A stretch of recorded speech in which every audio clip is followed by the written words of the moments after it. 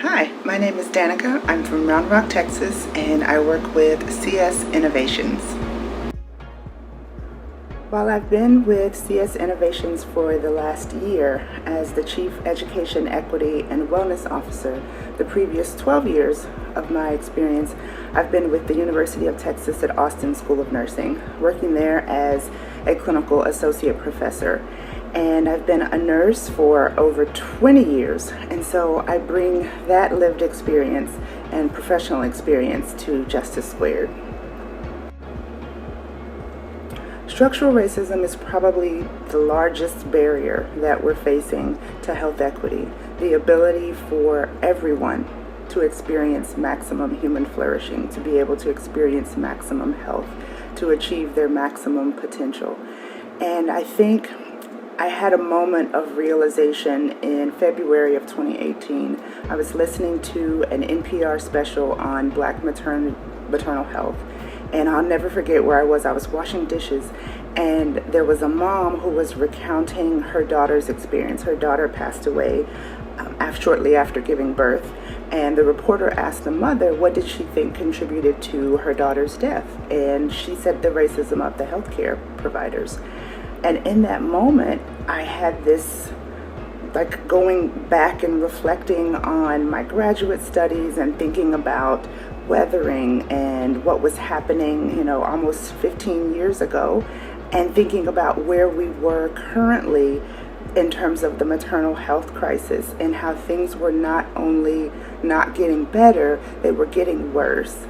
And so I thought, well, Danica, what are you doing about it? If you're not part of the solution, you're part of the problem. And this idea of this mother experiencing racism at the hand of healthcare providers, that was me. Like, that was my sphere of influence as an educator of nurses. And so what was I going to do to make a difference?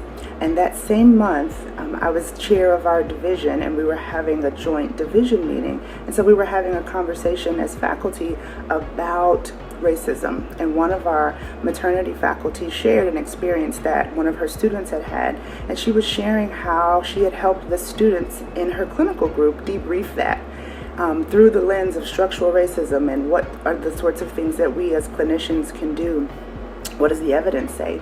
And so, we all agreed that we should all be having these conversations. And so there was one brave faculty member who raised their hand and said, I don't really feel comfortable having these conversations. And so we said, okay, well, how do we get comfortable? And so that began this journey of seeking funding, seeking support for initiatives to increase faculty awareness, to be able to recognize, respond to microaggressions, to racism. How do we change our curriculum? How do we just elevate the critical consciousness of faculty first so that it can then flow to our students? Oftentimes what I find with students is that they're a lot more prepared and ready to have the conversations than we are as faculty. So how do we meet them and come alongside them as co-learners? We need collective leadership in this space. Collective in a sense that the folks in academia, the folks in healthcare are coming alongside community.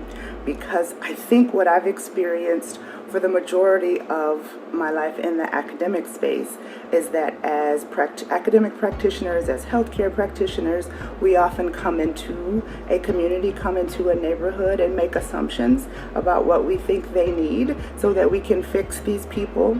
But community, they know what they need.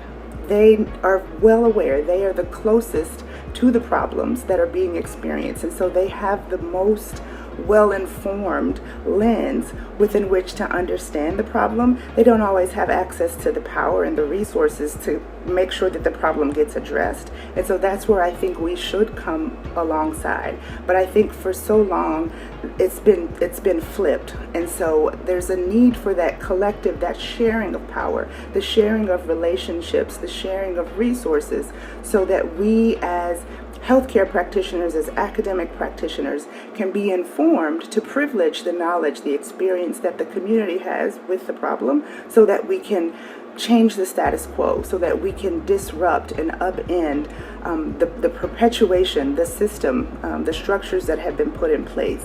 And I think until we get that community informed perspective, we're just going to continue to get the same results we've always gotten.